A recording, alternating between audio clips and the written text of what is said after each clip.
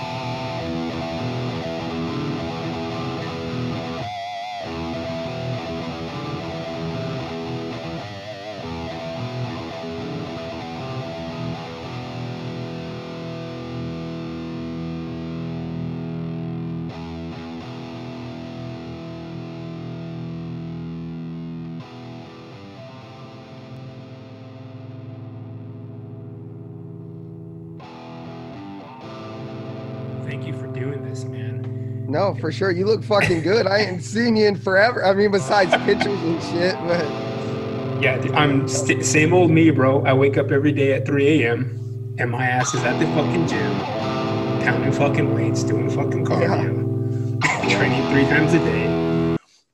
You still got your blade collection? Dude, it's even worse now.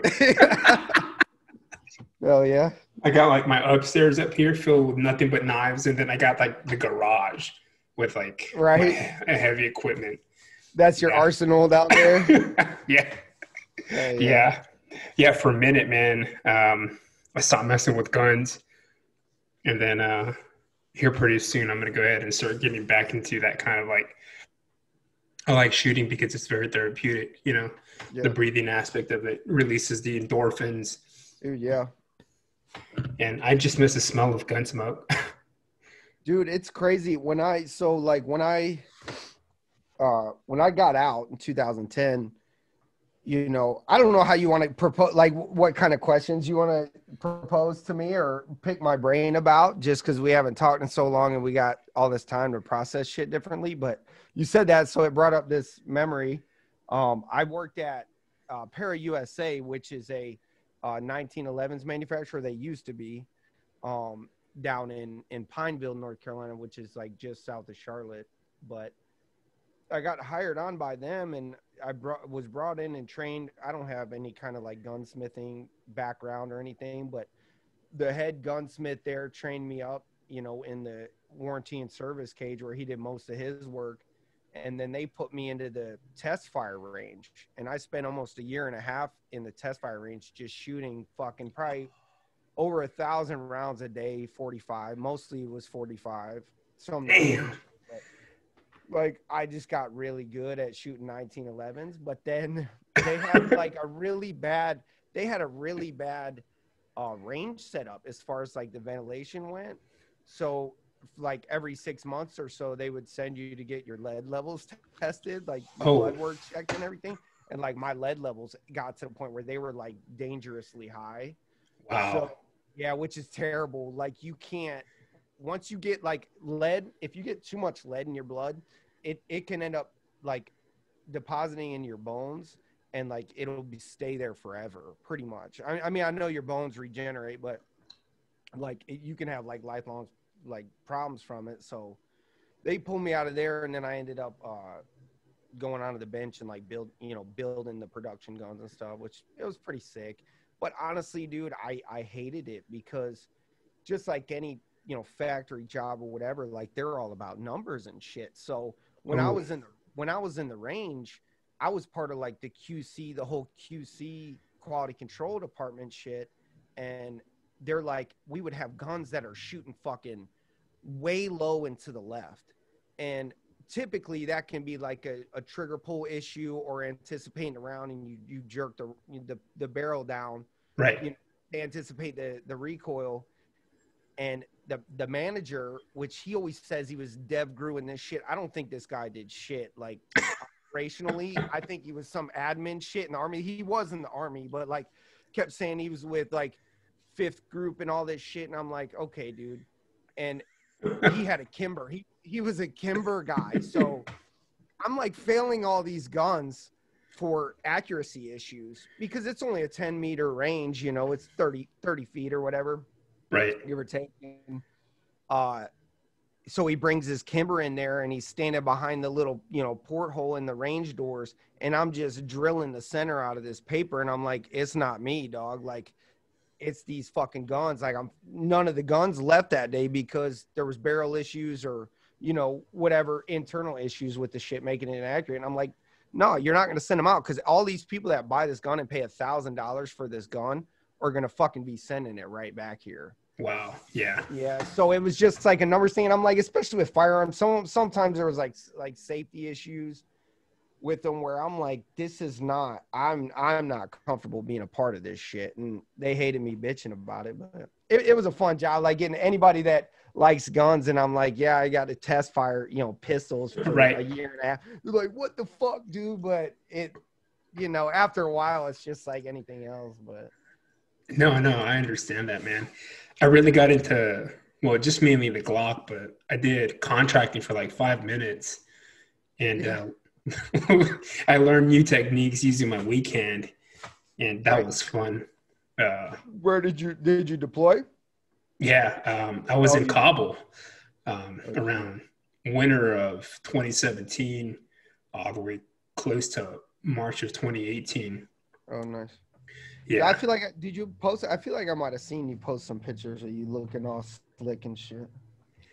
I posted pictures afterwards, but it was mainly when I got back. I didn't post any stuff from Kabul when you were doing. Right. Yeah, because it's all sensitive.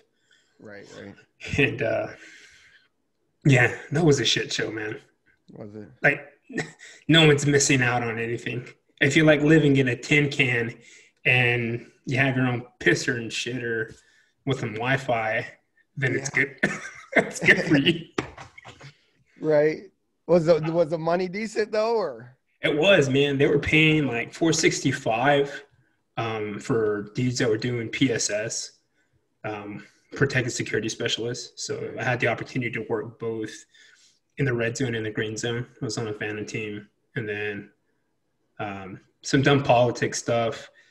I had to move over into a green zone team, which is still the same shit. And I mean, I'm still getting paid the same, so it doesn't really fucking matter. And for guys that were with Academy, they were all getting paid like $465 unless you were like a shift lead.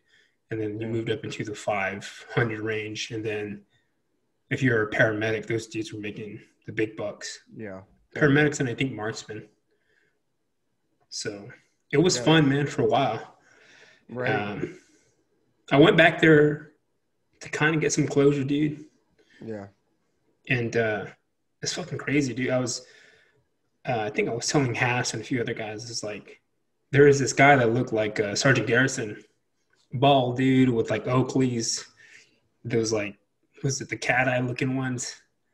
And I swear this dude probably thought I was gay or something because every time I saw him, I was staring him down.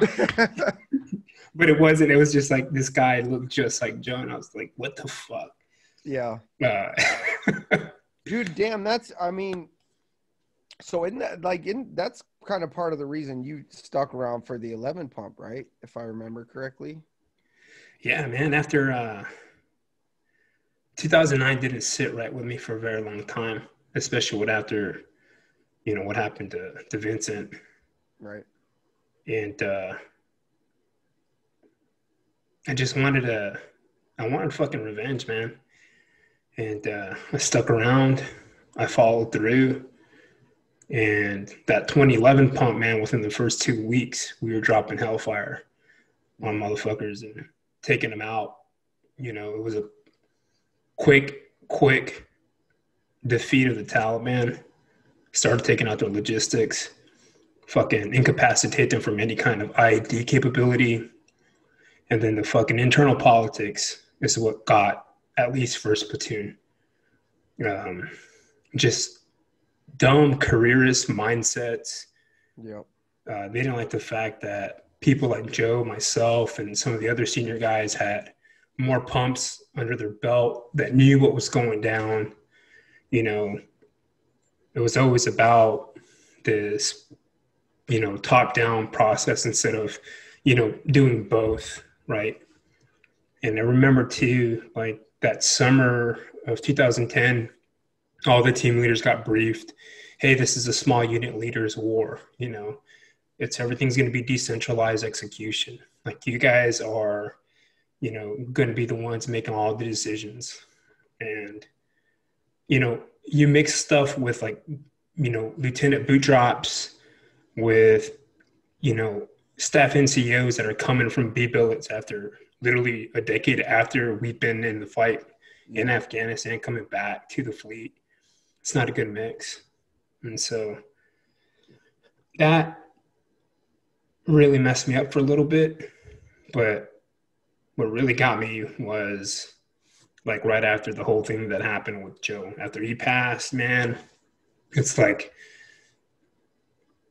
so it's a crazy story. So in the beginning, we were sending up merch chat, messages to try to find Staff Sergeant Hawks. We were telling them, look, hey, we got this platoon sergeant, this platoon commander who are undermining us.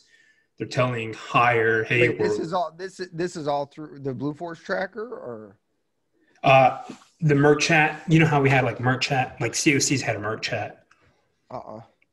So it's like basically an encrypted SMS. Just on a computer? Yeah, dude. Oh, okay. So we were operating out of a patrol base. It was a squad size plus. It was called Patrol Base Garrett. And it was Sergeant Garrison squad. I was first fire team leader. And then we had attachments. So we had Reeser, we had Faddis, Rickards. Who else did we have? Man, I can't remember who the other attachments were. You didn't have Rash and Bruno? Yeah, no, we had Rash, but Rash was with, I think he was with second squad, Donnie's squad. Okay. And he was he was about like 2 clicks away from us at a place called PB McKinley. Him and Cochran? Yeah, Cochran. Yeah. The big ball bastard. Yeah, man. We ended up, it's crazy because they ended up calling what's called a tactical relief. So because the politics got so bad, one of the squads from McKinley came and switched us out, and we ended up moving to PB McKinley. And Garrison, Donnie, we ended up running all the patrols out of PB Mac and first squad. And it's unfortunate, but Sergeant Lang, who recently completed suicide, was in charge of that squad. Him and Caldwell. And Jesus Christ, I don't think I knew him. So when did he do that? I'm gonna say late 2019. Oh fuck. Yeah, it's fucked up because it's like there's so many back to back that you can't even keep up.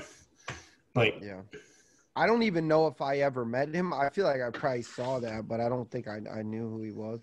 He was an OIF. What's that? Yeah, he was an OIF guy, and he came to the fleet like right after everyone had kind of like, EAS'd. Right. And so, yeah, I feel like I should know this shit you're saying because I have your book, but I haven't read a fucking page of it. My wife's read the whole thing and like fucking talked to me about some of the shit. And I'm like, I'm like a lot of the stuff, because I knew kind of the background to it was primarily the 11 deployment, but so I didn't know a lot of it, but she told me some things that I kind of feel like I already had heard through the grapevine. And I don't know, it's hard for me to go. It's honestly harder for me to hear like somebody like you, that I know personally, talk about an experience you had, that I don't know anything about. It's almost harder for me to like try to understand what you went through, even though I know you. You know what I mean? Like, yeah, it's hard. I could sit here and tell you everything about, the shit that I deal with on a daily basis, and that doesn't bother me because I think that I just relive it so often that like I force myself to. Um, but like hearing somebody else, or like, dude, even like watching like movies, like realistic movies that are based on true stories, like that shit's hard for me because like it's almost like you understand everything, all the emotions and shit involved with it, even though you didn't perceive any of it personally. It's weird, man. Um, but yeah, anyway, you're saying things that I feel like are probably all in your book, and I'm like, damn, I should have read his book. But it's almost better hearing it from you, I think.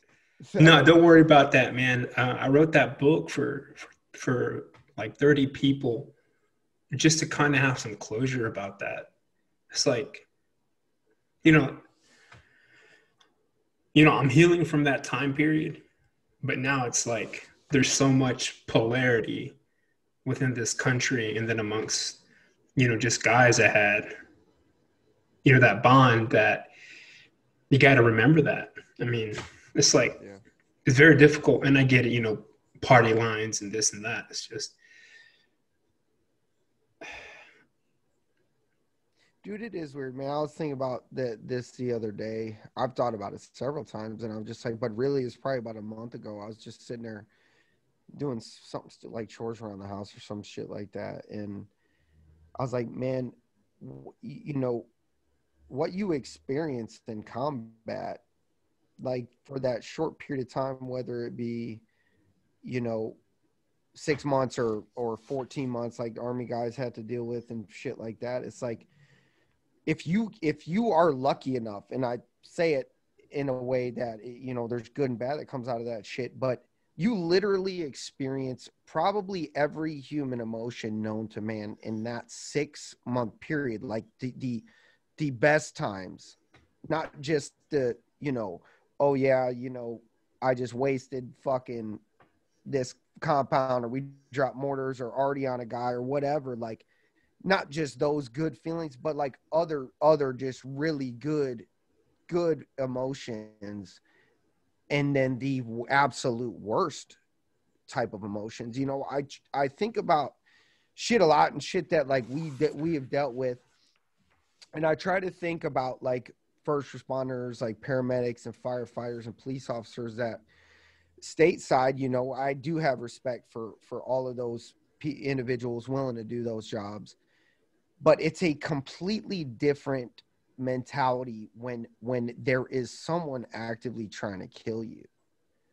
You know, when you're exposed to just sheer trauma and just fucking terrible shit, the underlying tone of somebody like intentionally was out there to murder this person, that's not a car accident that unfortunately some innocent people get injured in or die in, which is still very traumatic. I'm not trying to downplay that, but that whole fucking idea that, you know, my buddy that got fucking blown to pieces, that was completely intentional. That was 100% what they were trying to do to him or to us, or, you know, and it's just like, it's just a whole lot. It's just next level. You know, I don't think anybody that is exposed to something like that, unless it has that same underlying tone to it, they you just don't feel it the same way. I'm not yeah, saying that that stuff can't leave scars on. I'm sure it does. You know, any trauma can, but when you know that that person was trying to murder you or your friends, and like you're still there and you still have to fucking deal with it on a daily basis, like I think that's what really leaves those lasting effects on you. Like, you know, you're in an environment where people are trying to kill you and all your friends on a fucking daily basis. Like, that's just a wild thing to experience, you know. And I know, obviously, you know this very well, but it's just like, that's why, you know, apart from the politics that you had to deal with, just how exhausting it is living in that type of situation, you know, in the tempo and the shit you're doing, and how it wears you out, and how towards the end of your deployment, you don't even give a fuck. Like, you don't even give a fuck if you make it home. You're so fed up with everything, you know. and that's, I mean, I guess you call that complacency or whatever, but you know, that is what happens, because to me, and you know, several guys I'm close to, I've talked to about it. It's like, you know, you do, before you fucking step foot out on your first patrol in a combat zone, I do think you just, part of you has to already picture yourself as a dead man.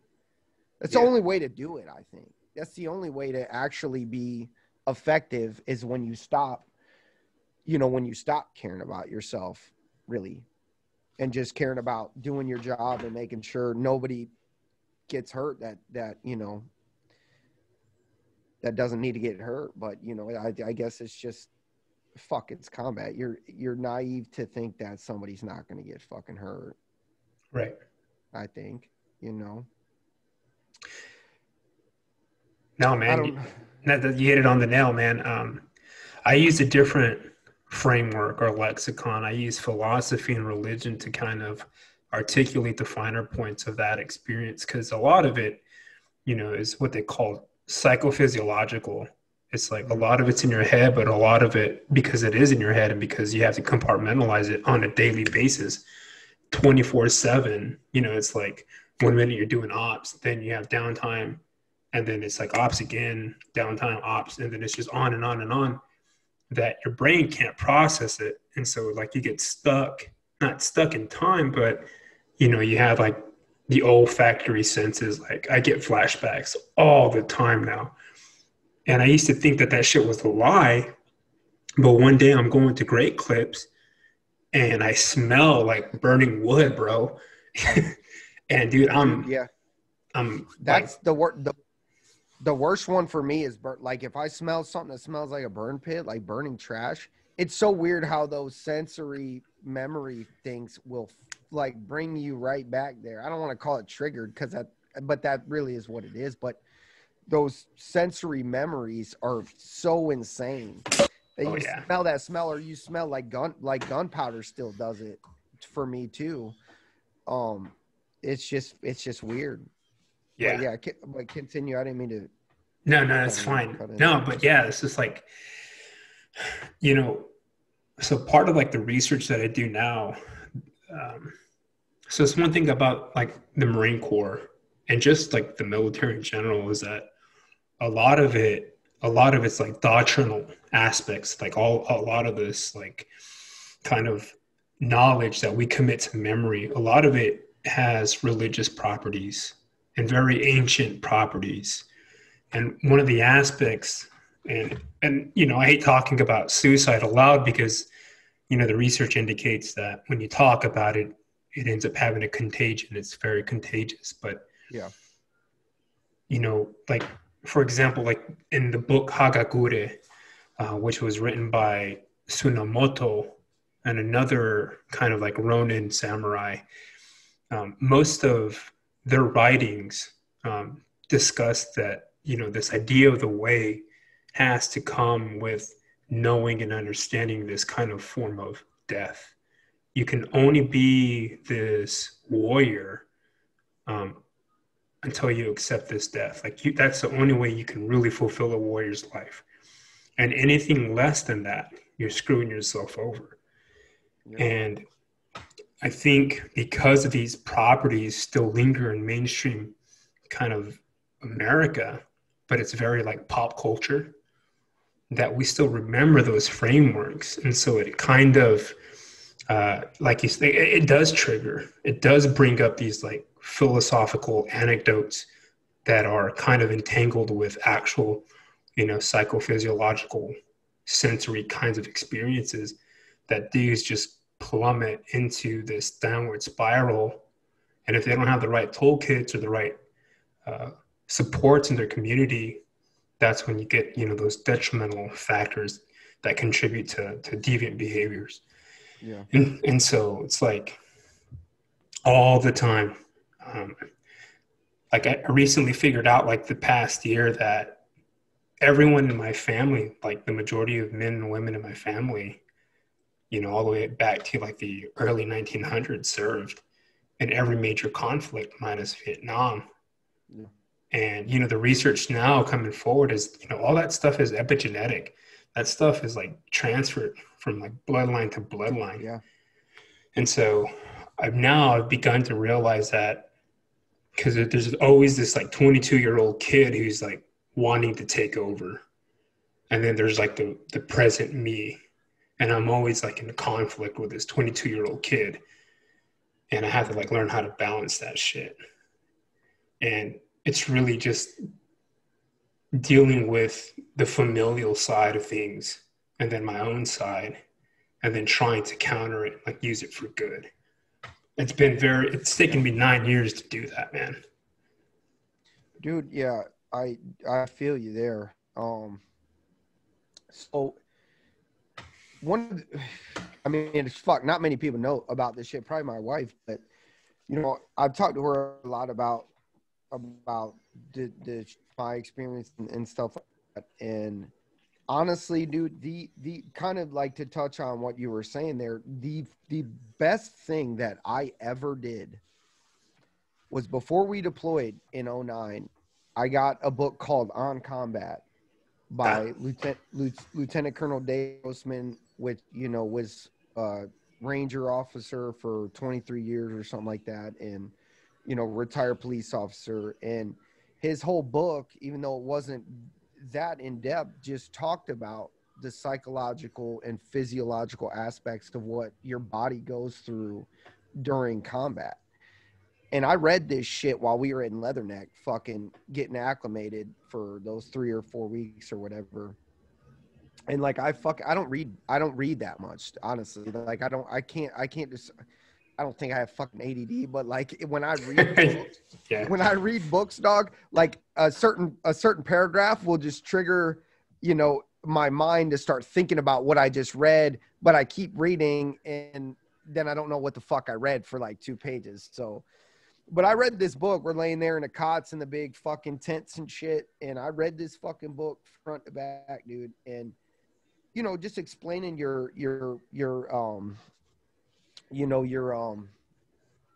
what do you call it? Like the like alertness codes that your body goes through when you can have a psychological heart rate increase based on just your exposures, you know, fear and shit, how it can trigger you. You can go code white to yellow to red to gray to black. And just like that shit, to me, it was so interesting at the time. And like vasoconstriction, how your body keeps all your blood to your internals and people get flushed and pale and shit like that. Like how those are all, I lose you there. Your voice is good, just the screen. Yeah, but just how those are all, you know, like survival, like psychological survival things. Like that just really, you know, it really kind of stuck with me. And you know how humans, it's human nature, we're animals still, how we just have this attraction to be drawn towards violent things in a way to protect ourselves for, you know, future traumatic events and things like that. And you know, I read that at Leatherneck, and then lo and behold, come to find out, you know, that deployment played out the way it did. It wasn't, you know, it wasn't for a lot of guys, it wasn't the most, you know, the most difficult or most traumatic experience, but for some of us, it was pretty difficult. And, you know, I do think reading that and knowing that helped me. And then after we got back and I got out, dude, I started thinking like, why, not just the Marine Corps specifically, like, why is there not more teachings on this and teaching you how your body behaves in very stressful situations? I mean, they teach you what to do and how to react, you know, as far as your physiological body goes. When you take contact, you get down, return fire, do all these things, but they don't teach you about what your body and mind go through at all, that I can remember ever being taught about, like shit you could possibly deal with there. And you know, that's a huge problem to me. Is I don't know if like the special operations community touches more on that and does that for their guys, but when you're expecting any ground combat element to go into a combat zone, I think that is fucking critical training and information that the guys, you know, I do think guys that deal with a lot of, you know, issues, and they make that selfish decision. I don't think that they were prepared. You know, I don't think that they were prepared to go through what we went through. And I think something like a training like that could definitely help. You know, I know I'm saying this now and it's kind of like an afterthought because there's not really heavy conflict going on right now, but it's like moving forward, that is fucking critical training.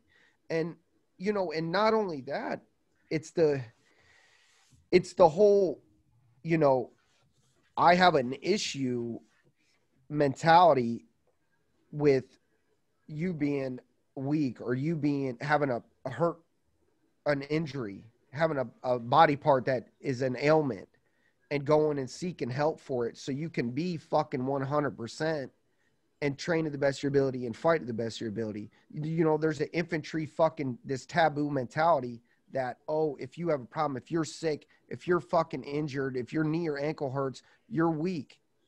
You go to BAS, you're a weak bitch, you're a pussy. It's like this bullying shit that goes on. And these guys, after they leave, don't think that they can go seek fucking help for their problems because I can't be a weak bitch. I can't be a fucking a pussy or a problem. And then they end up just fucking suffering on their own because they don't know where to go to. They don't have their team leaders or squad leaders around anymore. That literally is like your family, that you feel like they're going to take care of you. They're at home in some fucking, you know, in Iowa or Arkansas in the middle of nowhere with no close people around. And they're dealing with a lot of these fucking problems. And they're like, I can't go ask for help. I'm a tough fucking grunt, you know? And then they end up getting fucked up or getting on shit and, you know, to deal with the pain that way and making a poor decision, you know? Those are two, like really two big issues I have with the way, I mean, I know you want hard dicks out there. You got to have them. That's, you know, critical to mission accomplishment. But, that to me is, I believe, why we have the numbers we do. And not only, you know, like you said a little bit to me before we, you know, decided to talk about shit was, you know, purpose. What's your purpose, you know, after you leave? I forget the guy's name, but you remember that we did like that mess night shit and we went and got to see that general speak, and he made his speech was great. I don't know if I was that fucked up, but I do remember, you know, him making a statement, or he made some comment or quote. I don't know if it was his, but it basically was like, you know, who you are and who you were is going to be the best version of yourself ever. You know, that version of you is the best you. You'll never get that again. You'll never get it back. But then he kind of went along to say that doesn't mean you can't, you know, change into a different person and be the best version of that person. Right. You know, and I mean, I kind of, it wasn't exactly that, but it was basically along those lines. And that's just kind of something I feel like in me, and maybe it's a personality trait or a character trait, or, you know, maybe certain people just don't have that. But, you know, no matter what I'm doing, how irrelevant or how minuscule it is, I just want to fucking do the best for myself. I want to, whatever project I'm working on, like I got a wood shop, you know, I like tinkering and doing little project shit.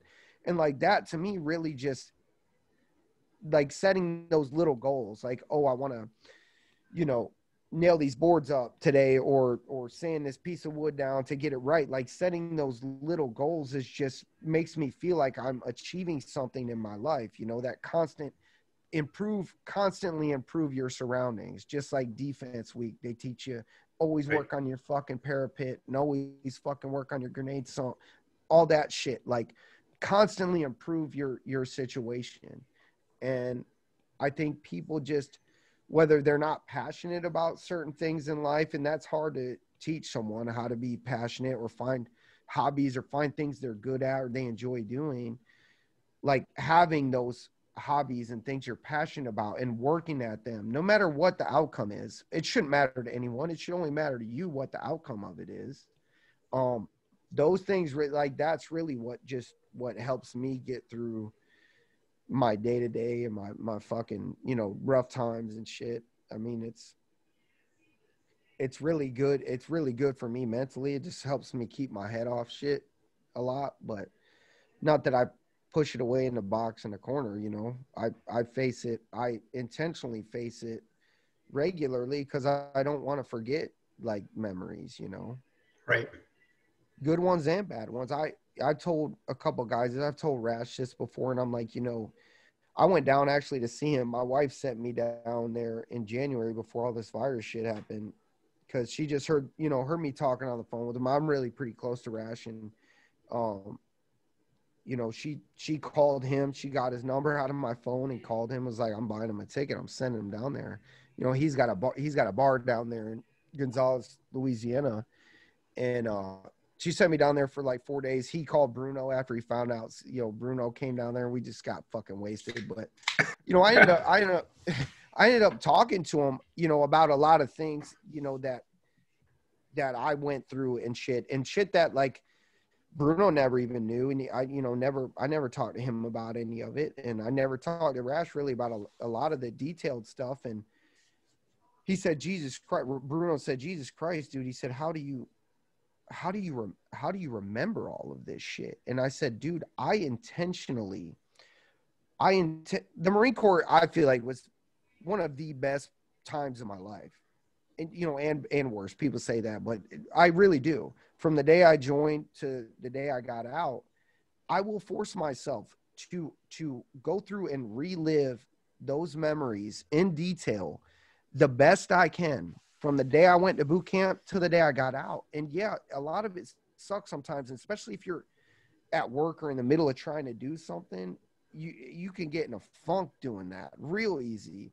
But I know that if you don't relive memories, they fade and they get hazy and you misremember them the next time you think of them. So I just don't want to I know at some point it's going to kind of all turn gray, but I want to try to preserve it as long as I can. And one way to do that is, regularly just relive funny stories, talking about fucking Sean Martin snapping his nutsack in a fucking mouse trap. You know what I'm saying? At Masood, like, that kind of shit. Like, I want to, like, funny shit, like good memory shit of, like, how you were with your guys, not just bad shit. Like, just all the stories that I want to hold in here. I try to relive them. And they said, Bruno or Rash or somebody were just like, man, I don't know if that's a good way to do it. And I'm like, look, man, I'm fine. We're all obviously, dealing with certain things, but this is my way of doing it. I feel like I owe it to, specifically Latour and Farrell. And I feel like I owe it to them to never forget that kind of shit, never forget what that was. I want that to lead me in my life and keep me, pushing for things that I want to accomplish, no matter how big or small they are. Just, enjoy my life to the fullest. And yeah, that's kind of what's helped me, man. I mean, I tell my friends, my close buddies that aren't military guys, I'm just like, man, anytime I have free time, like my own personal free time, I only want that shit to be a good time. If you're going through a bad situation, I'm not saying I'm a bad friend, but if you're going to come around me when I'm willing to hang out with you in my free time and just complain about something or be negative about something or this and that, like, I've just asked them, like, don't do that. either when you're around me, we can have a good time, we can enjoy ourselves and do whatever, but I'm not going to let your negative energy, you know, fill my head up. I got enough of that to deal with on my own, you know, and they're good buddies. I'm not trying to make them out to be bad, but I'm just saying when I have my free time, we all got to do things that are stressful, or, you know, we don't necessarily want to do them. It's just part of life and doing things. But when you have that time to yourself where it's your time, you know, it can only be as enjoyable as you let it be. And that to me should be, you know, the max, the most you can get out of that, because that's all we have, man. That's really just all we have in life is time, and time with people we care about. And, you know, it's why I don't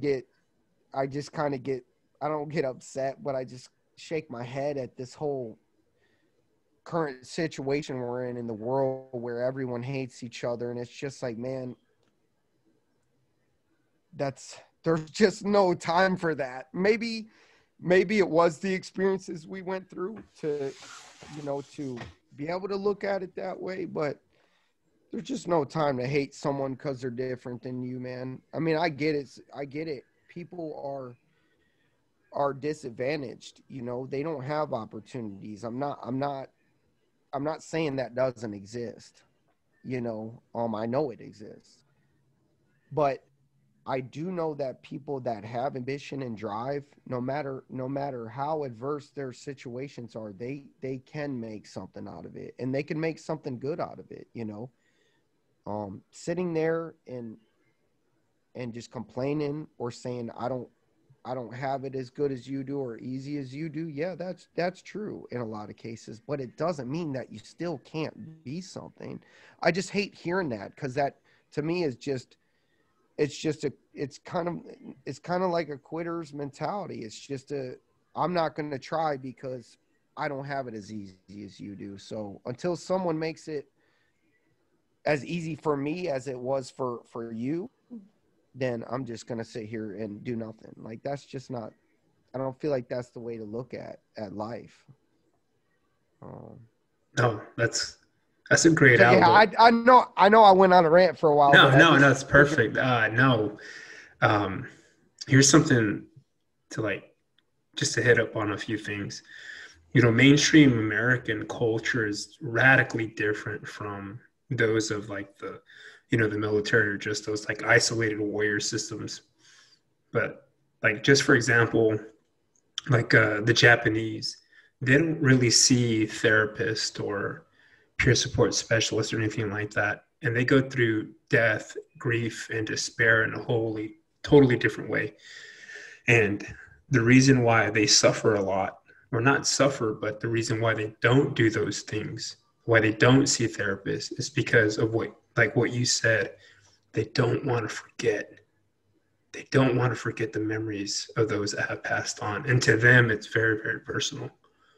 And just today's kind of culture too, it's like people walk around, just talking about how much they suffer, rather than looking at, the not the silver linings, but just the small victories that you have, the small victories you can gain from just a simple thing as walking outside your front door, going to the gym, eating a scoop of peanut butter, having some TP, or some baby wipes or some water, or not living, check to check. Right. Just that kind of gratitude will take you a very long way. And, a lot of, what's happening today, man, is a lot of it was artificially inseminated by the way warfare has just completely changed. And one of the biggest beefs that I have, with kind of mainstream DOD, and I know I say a lot of mainstream because it seems that, nonlinear or asymmetric thinking, goes out the window.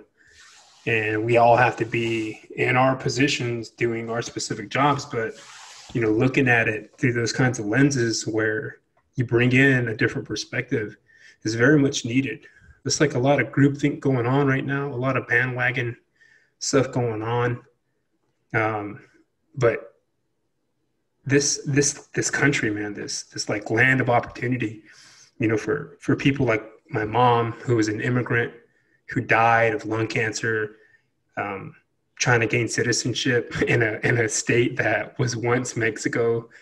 You know, right. She loved it, man. She loved living here. She loved, she loved the fact that I was joining the Marine Corps to do all these things. And that's something that I hold on to despite, those early kind of traumatic experiences. But I remember that shit, man. And then I remember, like my recruiter, who's now in Camp Lejeune, and I'm forever grateful to that guy for, basically making me live with him for like 3 months before I shipped off. And there's no real way to pass on that kind of experience, especially to the uninitiated. And I think that for a lot of folks, ritual is no longer part of American society, and things like initiation or like ritual rites, and for a lot of these preteens, teenagers, and young adults, a lot of them are still trying to figure out who they are. Yeah, for sure. And, when you have, and like I said, the research is what kind of grounds me, but we have a, multi-generational outlook where these kinds of like meta narratives, like religion, law, human rights, philosophies have just completely deconstructed. And there's no longer a standard where you're able to judge life or have a kind of judgment that gives you the ability to see past, that negative aspect. I look at my experiences like early on in the Marine Corps, and I'm grateful for like all the seniors that I had. It was Lance Corporal Hall, Sennett, Kerr, Silberman, all those dudes, man. They taught us, team or buddy, team, squad integrity, then platoon integrity. They taught us how to be self-resilient. They taught us how to be decentralized.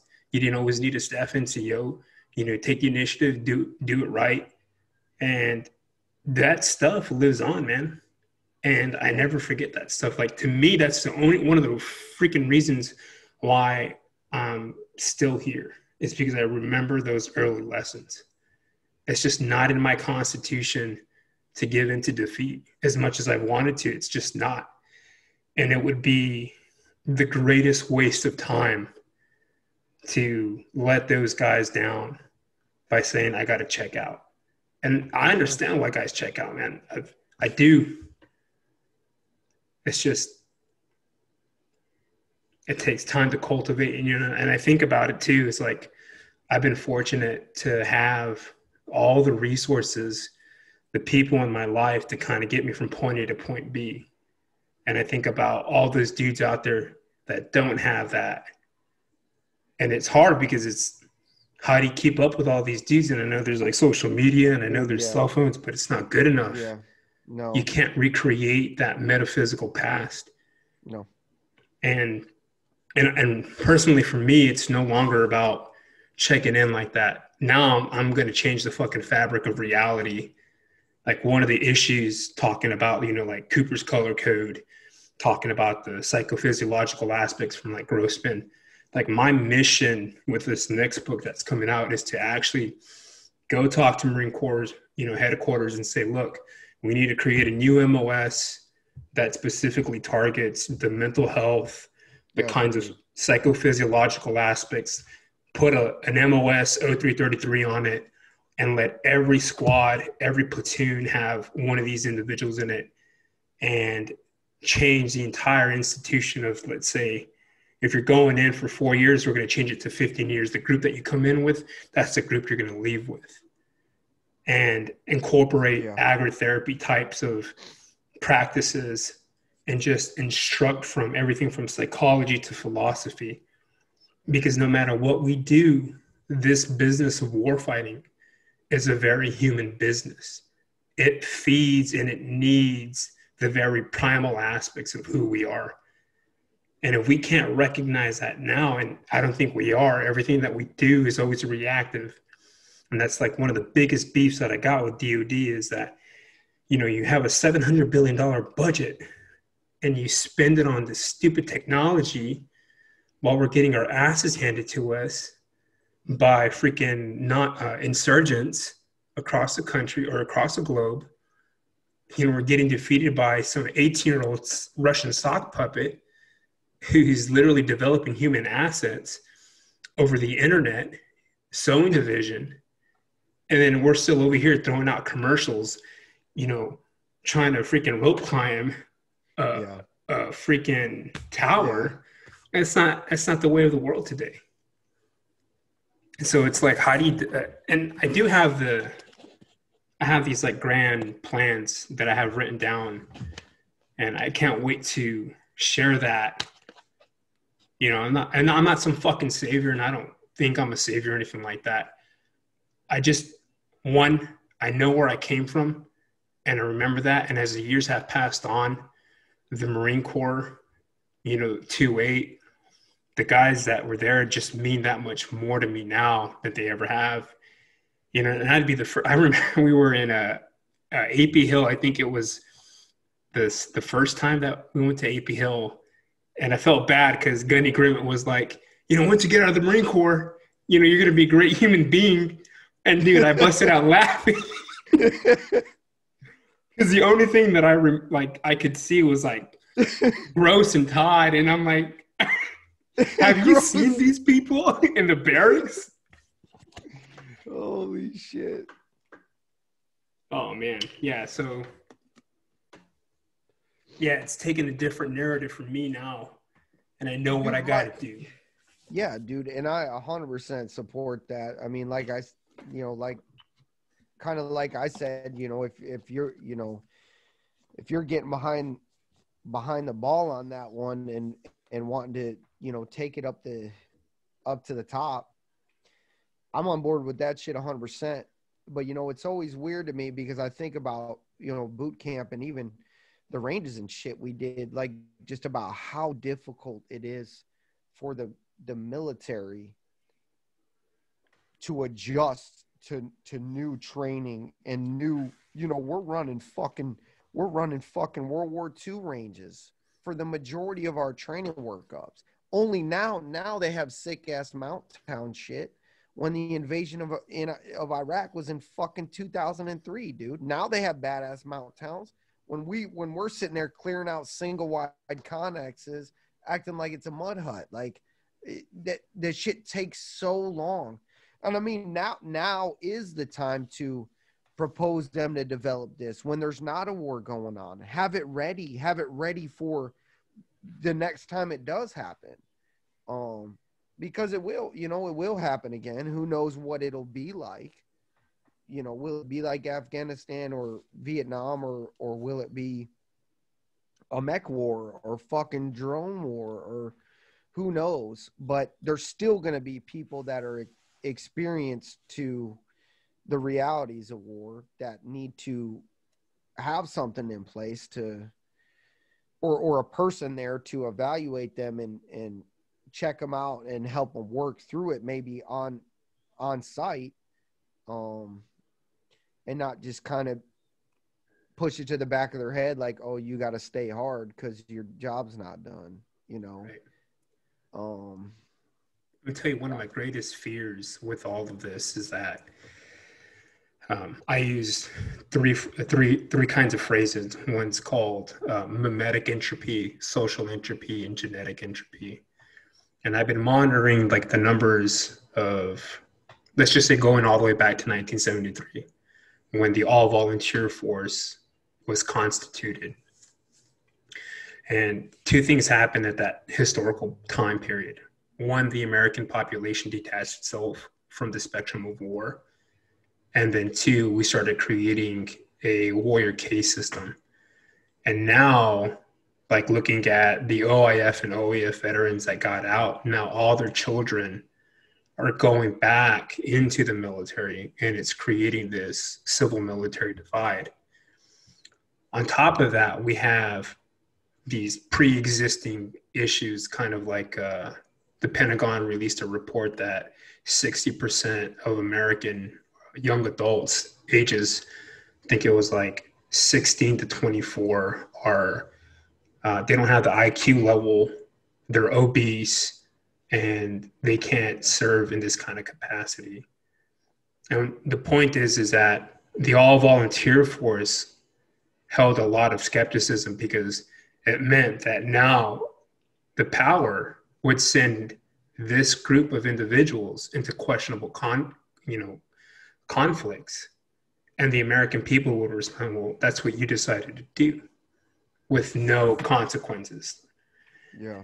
And what I fear the most is that at some point within the next 20 to 40 years, that at the genetic level, we're going to be so docile, we're going to be so passive and so engineered that we're not going to know what it means to fight. 100%. I 100% agree with that. I've said, not in the way you put it, obviously, but I've said similar shit, to my brother, even, and just talking. I'm like, we're breeding weakness. I don't want to say we're breeding weakness, but the current state of our country is turning people away from masculinity and that warrior mentality, saying that you can't behave like this, you can't act on these feelings, you can't, not that it's a good thing to be to be chauvinistic, but those traits are all part of warrior culture, and being the baddest guy on the battlefield. When you start teaching kids that you can't act this way, what do you end up with? I mean, exactly what you're saying, just so domesticated. And how good is it, domesticated dog against a pack of wolves? You're not going to win. You're not going to win, because they're wolves. They're all wolves. That's all they know. They're harder. Even the Taliban, the guys we fought, are way harder than any of us ever were. Their lives have been, they live in the dirt, dude. You know that. 100%. Yeah. They don't have amenities like we have. They don't have comforts like we have. Wi-Fi, a cozy fucking rack to sleep in the barracks. When we're training for this shit, they're living in the dirt. They're shitting in the creeks, brushing their fucking teeth with wooden fucking sticks. And, they're fighting for their livelihood. We're fighting them because we say they're bad, Just like you just said, if this continues to go on, unless it will be a mech or drone war, we're going to have a huge handicap in it unless shit changes. Yeah, no, definitely. I know the Marine Corps is downsizing. They've taken out tank division. What's going on in Armenia and Azerbaijan with the drones? $2,000, dude. You can buy your own fucking drone and blast a mech. Yeah, the mortar drones. They're rigging these things up with mortars. Suicide drones is what they call them. That's terrifying, dude. Yeah, that is about as terrifying as a sniper, dude. It may be worse. I said it makes IEDs look like toys. Yeah, dude, you don't even have a chance. You don't even. Yeah, I mean, at least when you're out on patrol, there's possibly IEDs there, and if you got a good sweeper with you, you can maybe find them. You can't do shit about that. Yeah, you can't do anything about it. That's insane. That, and in that short amount of time, they're already taking.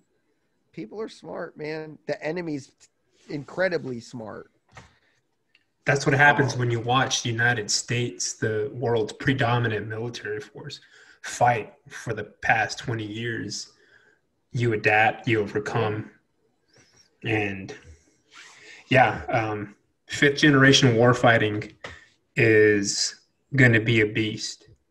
And I know there's like a lot of theorists out there. There's no difference between fourth and fifth, but all the warfare tactics of the past are just being recycled and repackaged with technology. And what we're seeing now is that effect. And like I have a lot of fears that really do with the operational community. And I think one of the most detrimental things that DoD and just Marine Corps wide was the fact that we let all these people with all these experiences go, and we have no contact with them. You know, the expertise and the knowledge. Yeah. You know, a grunt is one of the smartest motherfuckers on the face of the planet. And we just simply let them walk out without kind of dissecting their brains to see what can be done. Dude, for sure. And I mean that, and like you said, that type of knowledge and information and experience can only like really be gained in those fucking terrible circumstances, you know. That shit can't be learned in a training scenario or a classroom, or you know, that kind of shit is only developed through those terrible times and circumstances where somebody works through it and figures it out. And you know, like you said, that's all gone when you just send them out the door and say, hey, I hope you enjoy your life, hope you figure it out. Not, hey, you know, you were an exemplary, you know, part of our force. Come in, you know, let us kind of pick through your brain and see maybe if you can communicate to us what you were thinking during this situation and break it down for us. I don't know. Maybe some people can't communicate that. You know, it's just like a natural. It's just a natural thing that they possess. You know, when they're in those situations, like somebody like Scooter, you know, that is just through and through a fucking warfighter, and he probably couldn't tell you a damn thing about it, but he could just say, hey, yeah, you just do it. And he's, you know what I mean? Like, it's just instilled in him. Like you said, it's that lineage. Most likely he probably doesn't know about it, but he probably has ancestors that just genetically are designed to be fucking warriors and fighters. You know, I think a lot of us do. Just like you said, you found out, like you might not know about it, but it has to. I don't think it just comes out of nowhere and then all of a sudden an individual just possesses these traits and qualities that, you know, makes them better than the next guy. I think it is ingrained in you somewhere along the way. Yeah, like a biomarker. No, definitely. Right. But I mean, like what we were saying, like, I don't know how some guys might not be able to help train anyone because they're just like, I'm just doing what I'm doing out there, you know, like I just know how to read situations and I know how to react to situations, so can't really help you, but some might be able to, but they definitely need that. You can't, like you said, that's a lot of valuable experience that you can't just let go to waste. Yeah. And say you're going to be great fucking citizens when you leave this place. You know? Well, see you later. Yeah. No, man, one of the early ideas that I had before like AI got like really big, I call it a tactical sense maker. So for like boots that were going into these conflict situations, I wanted to create a kind of like app that had like thousands of scenarios that would be linked up. And let's say like you get in a gunfight, the AI would be like, sending in your pause rep, sending in your situation report, find cover, dumbass, move to this location. I wanted to create that, but I just don't have the language for software. Right. Dude, yeah, that actually, I mean, I don't feel like we were trained well on that. I mean, of course, like all the shit we did, like calling for fire and 9-line shit and everything. But like you said, like that wasn't really drilled into you to where it's not like Buddy Russian was, you know, or something like that, where you're just, which that's obviously a pretty fairly simple.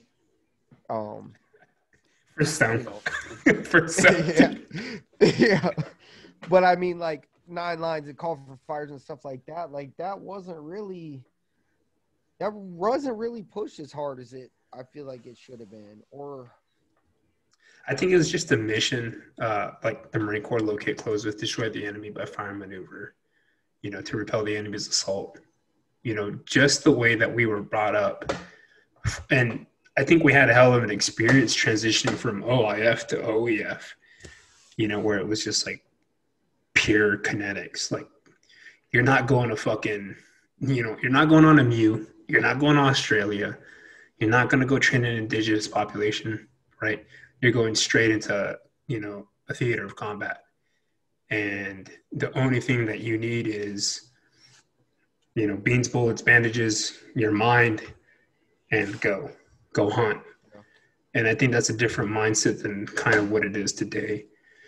And even today, it's still like, well, you still don't have like I think there was a 2017 Marine Corps Times article.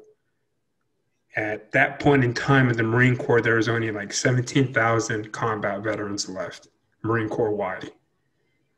Like it had dramatically decreased from like 40,000. Yeah. And so it's like, and I'm not saying anything about, our other Marines and their MOSs, but just in general, if you like want to use a ground element to do some kind of operation, you still need that experience. There's something there about that leadership potential, or just having that. And I also think too that we weren't I grew up in a kind of like in a Mexican American kind of an environment. So like, and then I look like, the Iraqis and the Afghans, bro. So it's like, right. I could have it was easier for me to make a cultural kind of connection with them. Yeah. And it's funny because I used to mess with them. I used to speak Spanish to them. And then they'd be like, they're like, this guy's not speaking English. We know what English sounds like. What the fuck's he saying? They're like, Farsi? Tarwi? Yeah. And so one of the things that I wish that we were taught more was more about cultural sense making or cultural awareness. I think we could have used that to our advantage so that, in 2018, they released an article, and I can't remember the article name, but like 70% of Helmand province or Afghanistan had just been retaken by the Taliban. Yeah. And, for one, it's like, I really don't know what to do with that other than think about, well, what could we have done better? Well, I know that for one, coin wasn't what it was, coin wasn't what it was supposed to be. We took coin from David Galula, a French colonialist. And if you do the research on coin, it's basically you slaughter an entire fucking population. There's no fucking hearts and minds. Hearts and minds is a little bit, does work, but it only works if you're trying to influence a population. Now, I think understanding influence under its like current domain today would have at least given us an edge on how to properly, find the Taliban so that we wouldn't be doing these stupid fucking hide and go seek or tag your it fucking situations where they fire or they fucking put in a fucking daisy chain of IDs and our buffer zones collapse and back and forth. I think we could have used that to our advantage by training up the locals to at least, and I know there's some, I know that there's probably some good, leaders out there that did do that. But I just remember my mentality, man. I just wanted to fucking kill.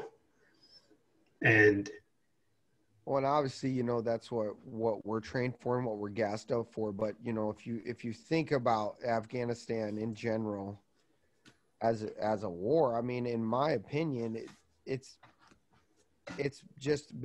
been a fucking lost war. It's a lost cause. I don't think it was worth the resources that we put into it, monetarily, or the loss of human life that happened there on both sides of it. The main difference is, I was thinking about this the other day, between Iraq and Afghanistan. Like, that was one of the most shocking things to me when we left Iraq and then deployed to Afghanistan, was just how different the people and the culture was. Granted, Iraq had been going on for 4 years before we got there, and in Ramadi was, pretty much calm the whole time we were there. It was basically a fucking humanitarian deployment. We're just giving them shit the whole time. And you go to Afghanistan, and not just the way they lived and the conditions they lived were obviously, years well behind Iraq. The people did not want to engage with you. And I remember a specific discussion we had with some villagers, and they didn't want to talk to us at all, and they told us that pretty much through the interpreter. And they're basically like, if the Taliban sees us engaging with you, they're going to come here, they're going to threaten us. If you keep coming back by here, no matter if we help you or not, they're going to harm our kids. They're going to kill one of them. They're going to do all this shit. So they're living in fear, and these people are completely unwilling to assist us at all. We're asking them, where's the IEDs? Do you know where the IEDs are? They're like, yeah. We're like, okay, can you tell us? And they're like, no, because there's Taliban all around here right now watching this happen. And if they see us helping you and then you go dig the shit up, my kids are getting killed or whatever. And from that point on, like, that was kind of early on into the 09 deployment. I was just like, how the fuck can we do this? Like, how can we actually do this? They're like, and they actually said this. They said, I'm willing to help, but the only way that I will help you is if you have Marines here 24/7 protecting my family. And that's just not possible, obviously. So we continued to find the IEDs, sometimes, the correct way, sometimes the incorrect way. And that didn't change for years till the end of the war. Like, that was their SOP, and it fucking worked great for them, but back to kind of my main point on why I think it was, we lost the war. It was a loss. Obviously we lost the fucking war because it's not World War II. It's not the US and coalition forces fighting Hitler's army. This is a culture. These are kids that are born and raised into these belief systems and into, anti-Western everything. This isn't just a crazy man, brainwashing a ton of people to think that there's some superior race. This is who they are. And like you were talking about, influencing them and doing all that shit, I just don't know that it would have worked. And not on them, not on the Afghanis anyway, but maybe obviously the Iraqis, I thought, were a lot easier to bend. You could fucking manipulate them. Oh, they were passive, man. Very passive. They would cave for anything. You offer them any fucking thing, they'd fucking rat their neighbor out. They don't give a shit. But Afghanis were just different, man. And at the end of the day, I just think about why. Like, if the true reason, there's two reasons. One of them makes a little more sense to me. If you want to say the true reason we were there is to, fight Al Qaeda or find Bin Laden and, get rid of him because of 9/11. Okay. Worth the 2,800 U.S. service members and almost $8 billion. over the course of the war, that doesn't equal out to me. The second one is if you wanted to try to persuade Afghanistan on a political level to not allow outside terrorists in your country to form plots against the U.S. If that's the other court, that one I kind of can get behind, and I know that takes a long time to do. But the way we approach that in the deployment cycles, the 6-8 months to a year to however long the Army was doing it, these fucking people, these people, these elders, these Afghanis that fucking, their biggest thing is bonding with each other and respect building and all this shit. When you fucking break that every fucking 8 months to a year, the next unit that comes in has to start from scratch. So you get nowhere over the course of fucking 19 years. Yeah. You get nowhere. And that's just a failing operational fucking strategy. And to me, that's proven true. That's why we failed.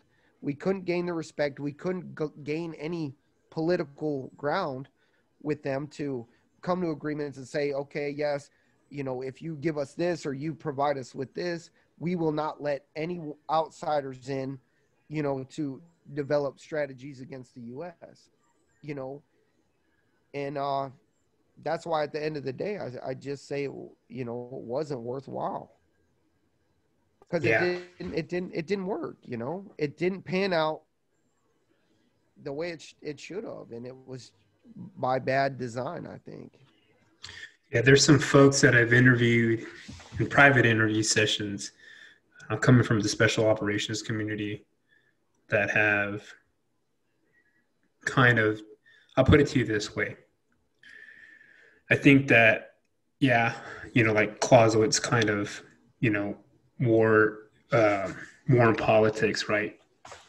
I think on one level, you had policymakers wanting quick, rapid progress.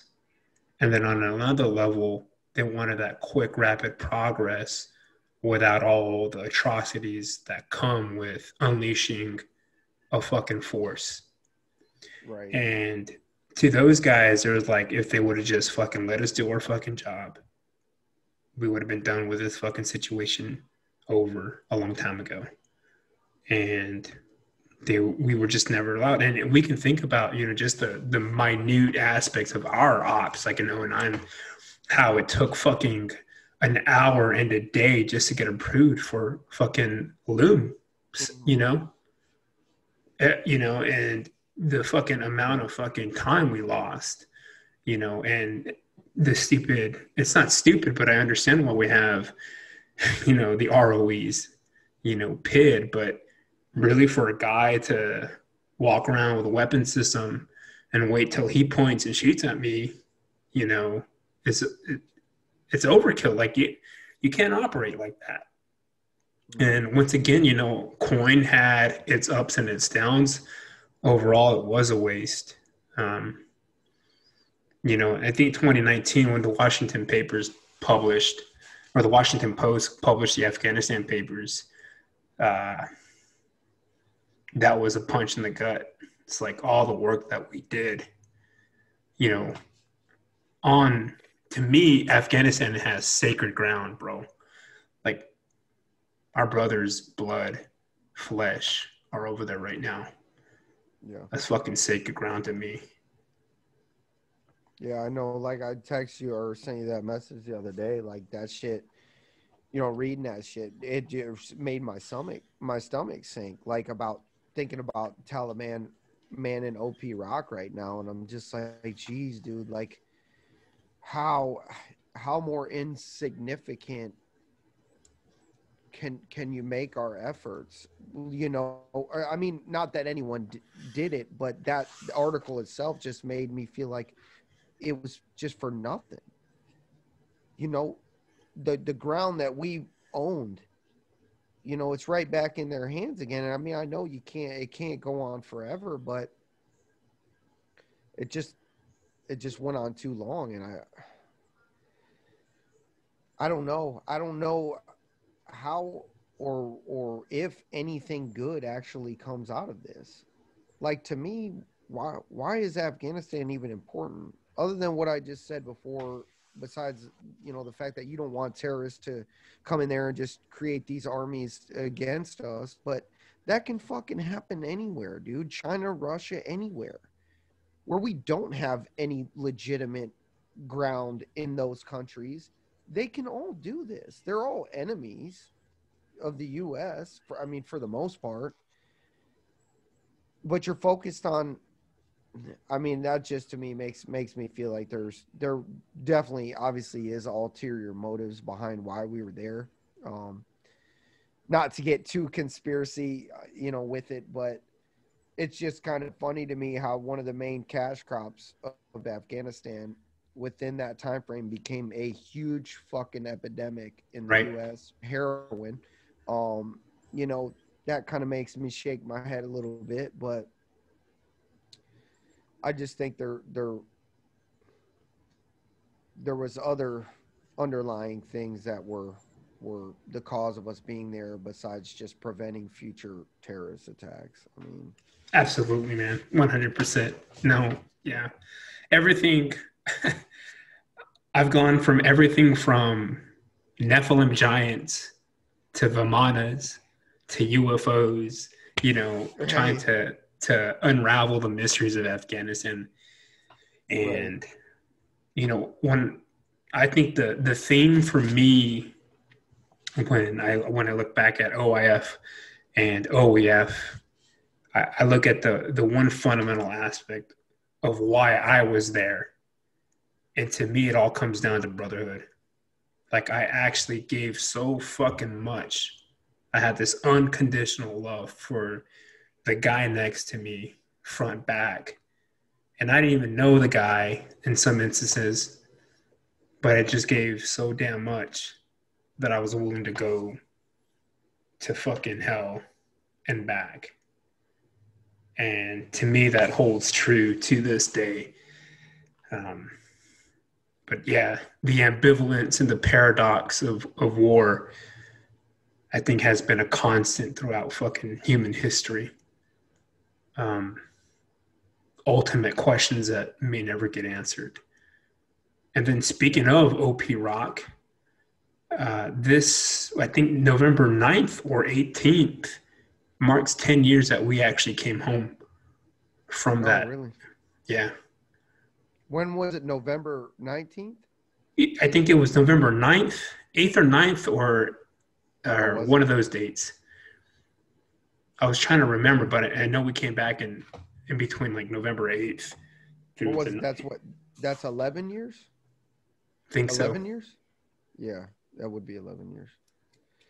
It's fucking crazy, man. I mean,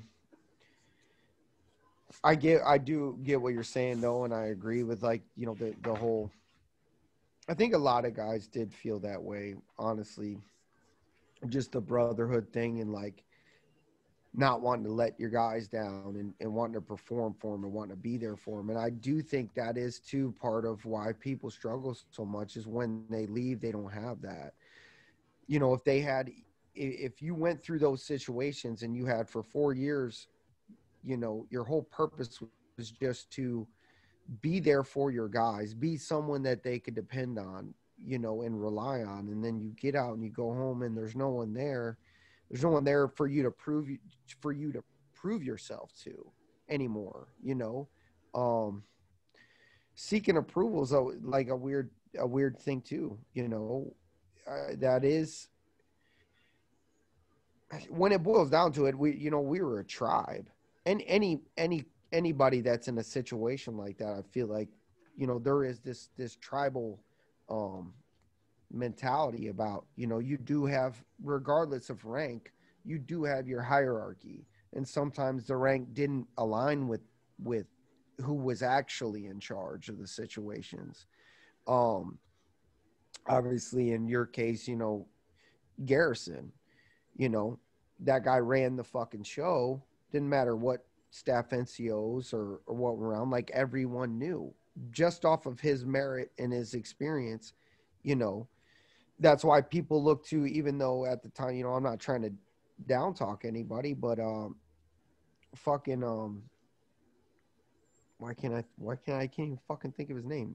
Our fucking weapons platoon Gunny.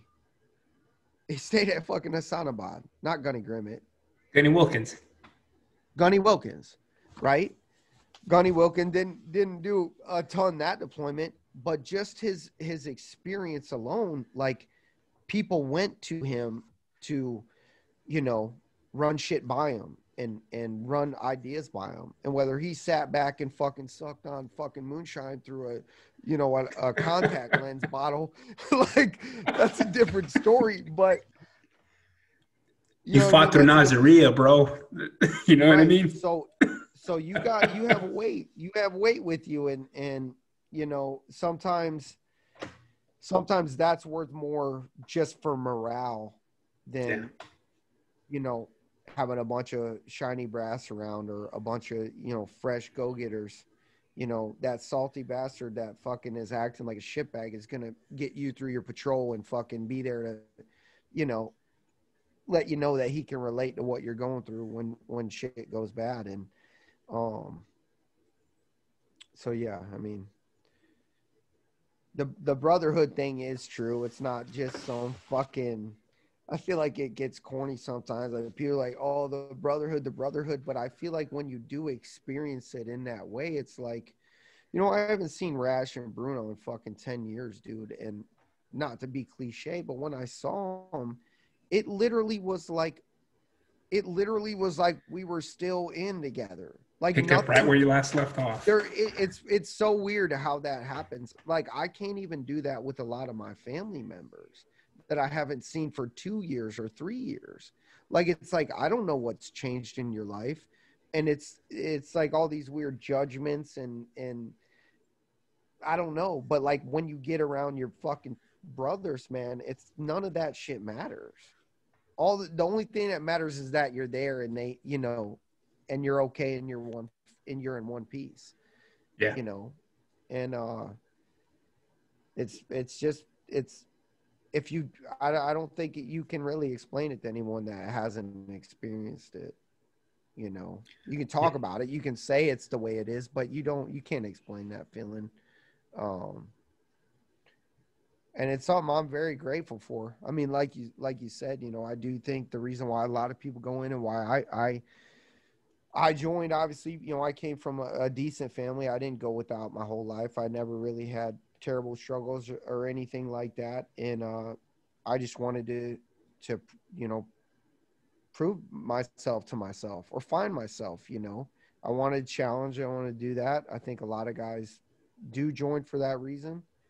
And it ended up being the best fucking decision I ever made or, you know, ever could have made. But guys, you know, guys do have their own reasons. Some people come from bad backgrounds, and Rash, you know, was facing jail time or he had to join and end up being one of the most solid dudes you could ever ask for, you know. And then others, you know, not so much. But it doesn't mean you're not all one unit and you don't want to all come home together, regardless of how bad you disagree with someone or dislike, you know, their angles on things. It's not like you ever want ill will for them, you know, in the truest sense. In my experience, I never wanted anybody to get hurt, you know. I had problems with several guys, but I never wanted them to not, you know, to not make it back. But yeah, that's bad juju, man. Yeah. So, but yeah, I miss it, you know. I miss it sometimes, but I feel like I'm still there. So it's kind of like I just miss being around my guys, you know. Like, yeah. Yeah. Yeah. No, I laugh because all the dumb. I used to wake up at like 1 a.m. at the barracks, and I used to go on these crazy runs. And just about every fucking time I went out the barracks, man, dudes are just like doing something stupid crazy. Yeah. Yeah, that shit, especially like a lot of the shit I miss is just shit that's not combat related. I'm just like, dude, what a bunch of wild motherfuckers who like it is like a fraternity. I feel like I didn't go to college. I've never been to a big college that had big fraternities, but I feel like that's how it is. You're with guys that are from all over the fucking country in the world.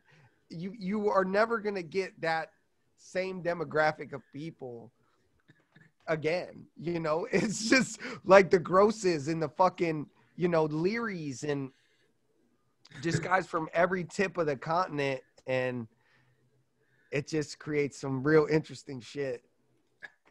Yeah. Yeah. No, man, that's awesome. So what kind of plans do you have for the Marine Corps birthday and Veterans Day? I don't know. I typically don't. I'm really kind of weird about, like, I don't judge anyone for what they do, but like, I don't have stickers on my truck. I don't have a license plate. Same. I typically don't go to, get a free meal on Veterans Day or anything like that. But there's nothing wrong with that. I do respect anybody that served, and made that decision regardless of what you did. I respect that. All the pogue shit's just a joke. I do know that you need absolutely, man, the non-fighters to have an essential, effective fighting force. But I don't know. I usually just try to read some articles about. I like a lot of like the World War I stuff. Just reading stuff about there. Talk about what we did. I mean, when you read the World War I and World War II and a lot of the Vietnam stuff, it makes me feel small personally. I'm just like, you can never understand what somebody went through, no matter if they tell you, or not. I said that to my wife the other day. I said, I live with you. I said, I live with you and I have a pretty good grasp on what kind of a person you are. I said, but I still every day do not know what goes through your head. I don't know your thought processes on things. I don't know the way you look at things and what you think. We were arguing or anything. I was just kind of, letting her know you can never read someone else's mind. Even if they're communicating with you and communicating effectively with you, you still don't know how they look at things and you don't know how their mind works. And every time I look at like a previous serious conflict, I'm just like, Jesus, I have no clue what that would be like. No matter if I'm reading about it and I'm like, you read these stories about, these famous machine gunners and shit outnumbered and they're just mowing dudes down and you're like, and I'm just like, I could not imagine that. I truly could not imagine that, what that would be like. I feel like, and they might, if a lot of those guys were still around, they might look at this, be like, I couldn't, or the conflicts that we went through, they might think, Jesus Christ, how did these guys walk those fucking dirt paths knowing they're laden with bombs, weighted down like a bunch of fucking slugs and just waiting to get blown up, especially in the conventional wars. I do, as terrifying as that is, it's right in front of you. There's no secrets. There's no one hiding, it's face to face and it's a fist fight. But that's not the shit we went through. I feel like Vietnam, I have talked to several Vietnam veterans and they agree. I talked to them a lot about the strategy and everything. And it's very similar. Afghanistan was very similar to Vietnam in the regard of how they spent, countless days and weeks and months clearing territory, you know, and losing a ton of life doing it, only to pull back and it just get, you know, reassumed by the Vietnamese, you know, almost immediately after. And that's almost the exact thing that we did. You know, they didn't hold the ground, they cleared, and then they went and cleared it again and paid for it again. And it's just such a poor strategy. But I know when you don't have the manpower to hold ground, you still got to kind of go out and run that body count up if you can. That's the whole goal, right? Yeah. But I mean, it's just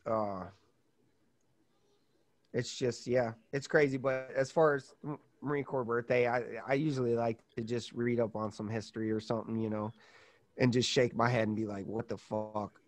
You know, I could not imagine that. It makes me not even feel like I was a Marine, dude, honestly, when I read that shit. No. I love it. I love it, though. I met this World War II veteran. His name was Vic. I met him at the Chapter 11 DAV. And Vic was like 90. And every day he would go to Gold's Gym and work out. And this dude fought in like Peleliu, fucking Guadalcanal, just some major fucking conflicts. And this dude used to tell me and a buddy of mine who's a professor at UNCW, like, I could never do what you guys did. And we're like laughing our ass off, like, you fought in Peleliu, you know, there's like that, Yeah. You know. And my grandpa, I heard one story, and he used to tell me the same story. And that story was there were so many Chinese because he fought in the army during the Korean conflict. Right. He said there were so many Chinese that we used to have to hide in the tall grass till they passed us. Like, can you imagine being an American soldier, 2 weeks of training, and then you're outnumbered, and the only thing you can fucking do is hide in the tall grass so you don't get fucking smoked? Like, dude, no. I don't know. Fuck no, I can't imagine that, dude. I have a buddy, a very close buddy of mine that, you know, since high school, we didn't go to the same school, but he joined the Army maybe like 3 months before I joined the Marine Corps. And he actually ended up at Camp Corregidor, which is right across the canal from us in fucking Ramadi. They would run us breakfast chows and shit before they ended up leaving. And then the Ugandans or whoever were manning that army post. But he ended up, he actually got shrapnel. He got shot in the turret right off Canal Street there by the mosque, like just a few months before we got there. Ended up staying there because it wasn't that bad. But anyway, he was telling me about how his army unit, like how they're really, like, they weren't friends with each other. You know, he just said everyone was kind of just individuals. They did their own thing. This is back in garrison. You know, there wasn't that bond, you know, because I was kind of telling him about just some of my experiences and shit. And he's just like, man, he's like, we're just his unit anyway. He's just like, we're not really friends like that. It's not an interpersonal relationship. Like, it's just, we're here to clock in and do our job and shit. And I'm like, man, I could not imagine going to war with people like that. Like your grandfather, you said it was your grandfather that was in Korea. Yeah. I mean, I couldn't imagine showing up to a war zone like that, not knowing the fucking guys, dude. Not knowing the fucking guys even in my squad, really. Like, how much time do you have to form bonds with people like that? I can't imagine being in even the situation we were in and not really honestly trusting the guys around me. Like, that would just have been a lot more difficult. And I agree with what you said earlier about having, you know, having units that are together fucking the whole time. You sign up, you're in for this amount of time and you're together, period. You know, there's no changing. There's no maybe certain aspects like mentors or trainers who are training you or and helping you get off the ground, like they may come and go. But as far as the guys that are fighting on the ground, like I agree with that 100%. There's nothing better to me about my experience than the bonds that you form with the guys. I couldn't imagine being around people I didn't know or care about the way I did, you know. Oh yeah. That'd have been way more difficult. There's some historical context. So the ancient Greeks used to encourage male on male relationships, but in a different kind of way. You know, the raw love, homosexual, homoerotic type of love. And the Marine Corps turned that into a doctrine. And that's why we kind of have what's called quasi homosexual properties within our kind of anecdotes, our kind of history, and our kind of like daily rituals. And I make the case that the Greeks weaponized love so that they could fight harder, stronger, and longer. And if you look at like Spartan hegemony, how it collapsed, there was a special unit called the Sacred Band. And the Sacred Band consisted of like 300 male lovers. And they basically helped, Epaminondas take out the Spartans, I believe in the Battle of Leuctra. And we turned that into doctrine. Wow. And I fucking believe it, because, dude, we did some homo shit, you know what I mean? And I loved it, but maybe that is true. Until you said that, I never would have guessed that, but it makes complete sense why that would be an effective war fighting tool, is to create those kind of bonds and relationships. That's pretty weird. I'm going to read about this now that you said that, because I'm like, yeah. And I take it a step level, dude. And I say that it's actual, what they call psychical phenomena. There's an actual connection. Like there's a connection of physical mass, whether it's like quarks or atoms. And we're able to know things. That's how we get like premonitions, the spidey senses. And so, like, I want to be able to use that framework in mental health for guys getting out. Yeah. And I want to use that by connecting biofeedback devices that encrypted to teach guys how to read the biofeedback so that know the baselines of each other, whether it's sleep baseline, whether it's a nutrition baseline, and then to be in sync with them with all these doctrinal kinds of frameworks and philosophies so that they can have a better sense of one, responsibility and ownership and continued duty to one another. And that's kind of the long-term goal in terms of trying to like conquer or at least decrease the numbers in suicide. Like we have to think differently. Our paradigm, the way we do business currently, these traditional paradigms, man, they're not up to par with what's happening geopolitically. And dude, our numbers are going to continue to fucking decrease until some people step out of the shadows and start speaking up and saying, hey, look, let's look at it this way. And, that's what I hope. It's been a difficult task to try to get people to, guys from the unit to come forward and talk, and I get it, man. There's days where I don't want to talk about this shit. Yeah. No doubt, man. And I think, that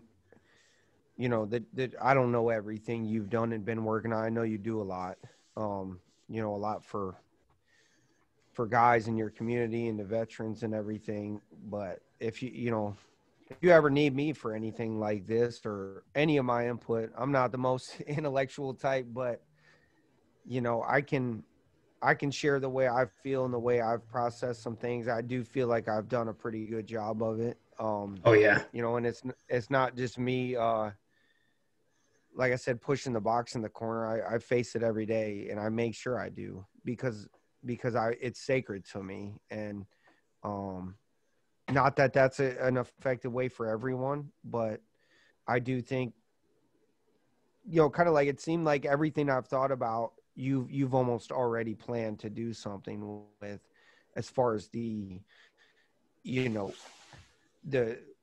physiological and psychological aspects of it before it even happens to you, like having a unit that has those capabilities before it's trauma's ever experienced or whatnot. Like that's a big thing. And the whole taboo that if you have something wrong with you, then you're not an effective part of a unit. Like that's not true. That's something that needs to be addressed. I know there's having unit effectiveness, that whole mentality is important, and they kind of go against each other, but there has to be ways around it where guys can address their issues that they're having without being seen as weak or not a contributing member to a team. So yeah, anything I can help you with on shit like this, because I think you're dead on with the way that suicide and mental health is being approached now is not working. It's not. And I've talked to Vietnam guys that have gone to the VA for PTSD or got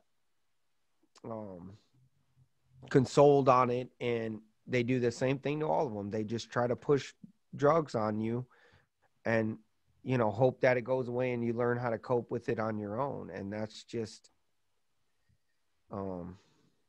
not, I don't see that as being effective. That's crazy.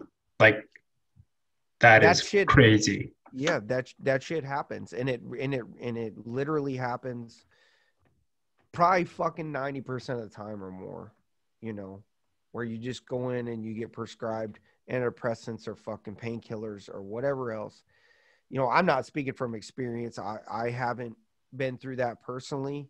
But I know several people that have been through that personally. And I know Lutz was the Echo guy that OD'd from painkillers, and I'm pretty sure that's exactly how it happened.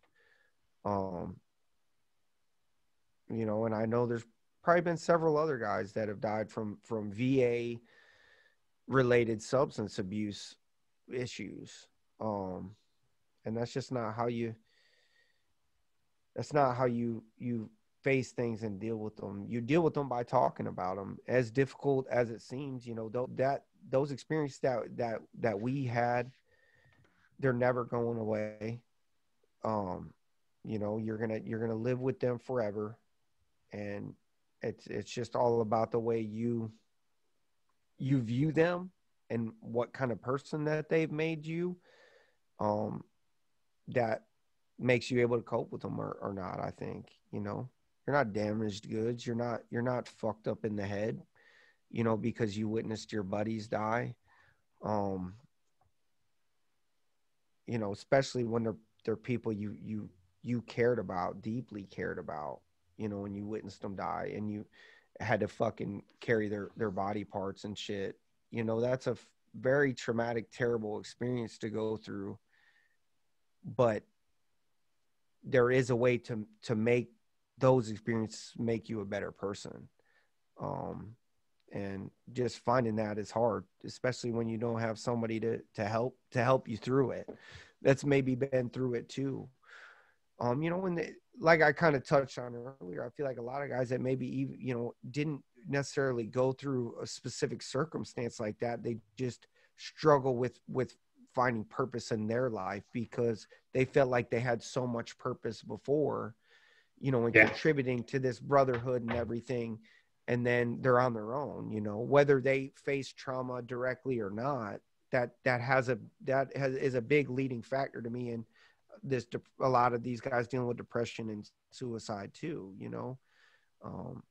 so I think that one to me is a harder or more difficult thing to navigate, is helping someone figure out who they are. after the military. But there is ways to deal with that. It is just hard now, like we talked about. You got a guy that's off on his own somewhere, maybe with no brothers to talk to, or no way to really reach out, because you don't know who's willing to talk to you, or what they might think, or if they're going to try and tell you, oh shit, it's all good. You can't just say it's fucking all good. I had Colt James told me a few months ago, he's just like, man, he's like a lot of guys that knew you, he's like, you were like a rock to everybody. And he said, but you know what? He said, fucking rocks break too. He said, you fucking hit a rock hard enough, it'll break too. And he's like, we care about you and shit. It wasn't anything. We weren't really getting deep in anything. He was just letting me know, like, you don't always got to come across as a tough guy, and that you can handle all this shit. And it meant a lot to me that he said that, because that means that no matter what or how you think you're viewed, people are still thinking of you as a vulnerable human. And, I was really close with James for that 09 deployment and stuff too. And still am. I talk to him quite a bit, but just shit like that helps. But it's hard to know. It's hard to know when people need to hear that kind of shit. It's not like you want to just call random guys up and be like, hey man, because you don't want to bring somebody into a rut if they're doing Right. good. If you're doing good, and you don't want to bring up old stories if they might bring them down or put them into bad headspace. So it's tricky, man. As much of a team thing as it was, it's really a very individual thing too. Oh yeah. Oh yeah. So I always say that at some point in your life, you got to go at it alone. And there's going to be a lot of silence one day. And that silence can be for years or weeks. And then one day the silence stops and you're surrounded with laughter and smiles. And you don't ever have to think about that shit ever again.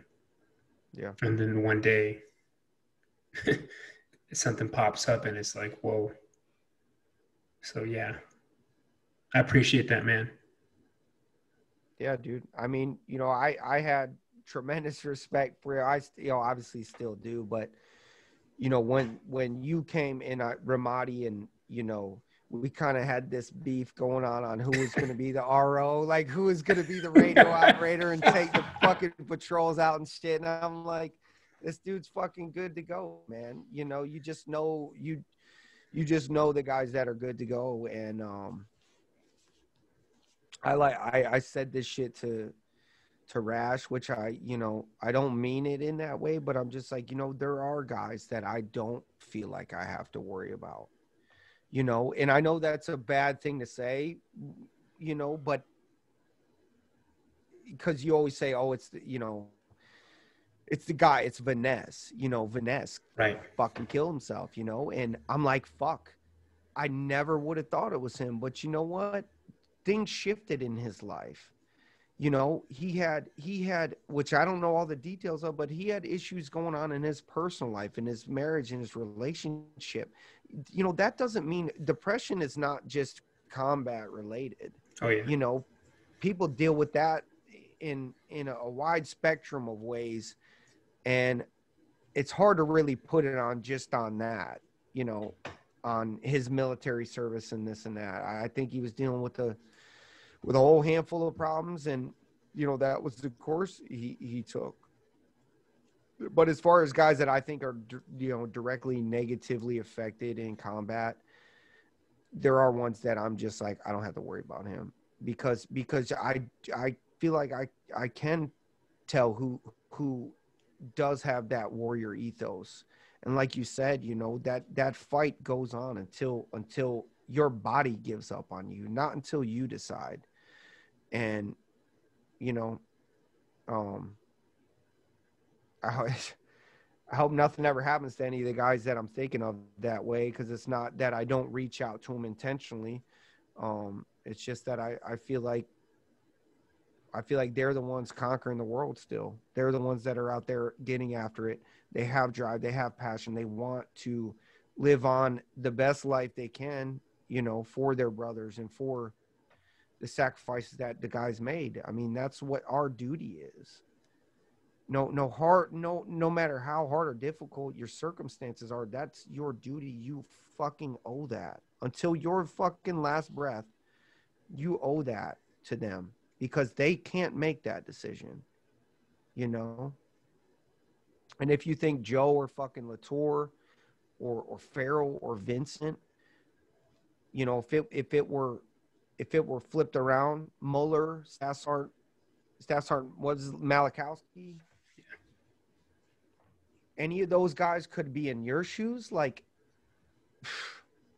I bet fucking, I don't know. They would probably fucking beat the fuck out of you if they could. If you were, you know, if you were a 2-8 guy or a guy that was involved in any of those circumstances and they could face you and you were considering those they would probably beat the fuck out of you because they don't have that option, you know. Whether they continued on their life, if it happened to one of us and they were a shitbag and whatever, you know, and they didn't make that selfish decision, so be it. I'm not saying you got to be a fucking go-getter entrepreneur, fucking change the world trailblazer guy. Just fucking enjoy your life, man. You know, whatever you do that makes you happy, enjoy it. Because that's all that they would have wanted to be able to do.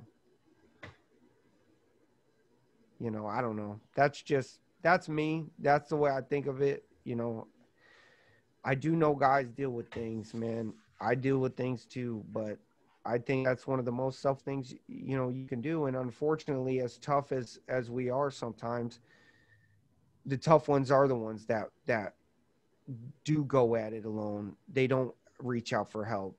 You know, they don't want to show that weakness or anything. And um so it's a tough thing, but I just I just personally feel like I owe it to them to be the best version of myself that I can be, non-warrior related, you know. Just be a decent human, treat people fair, you know. Don't judge people, don't pass judgment. I'm not a super religious guy, but I do feel like I align with a lot of, you know, the the morals of religion and how to treat people and not judge them. I don't know that I was always that way. Um, Definitely, you know, not prior to the Marine Corps, but after I just want to live in peace, man. You know, we've gone through enough hell. I don't like stress anymore. Right. Although I create it in my own life all the time, but I don't like it. I just want to, you know, enjoy this shit because this is what we all fought for. You know, our brothers and the idea of freedom.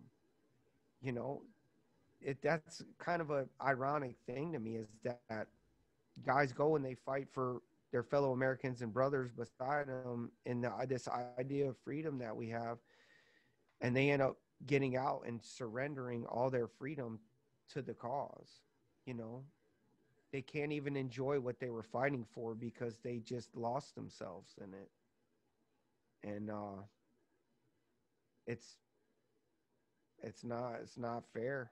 It's not fair to yourself. Like, just try to enjoy everything. Like you said, that scoop of peanut butter or that fucking, you know, taking a trash out or just having your bare feet on the ground. If you can look at those things and appreciate them and know that there's guys that can't appreciate them, you know, that's all you can really do. I think in this life, in this dimension anyway. Yeah. But so yeah, man, I fucking salute you, bro. No, You're I doing good salute you, shit, man. and it's glad seeing you and talking to you. And you know, I uh I hope you get somewhere with this. And if I can be any help, always hit me up because you know I don't do nothing but work and fucking work on dumbass projects around here that don't matter. So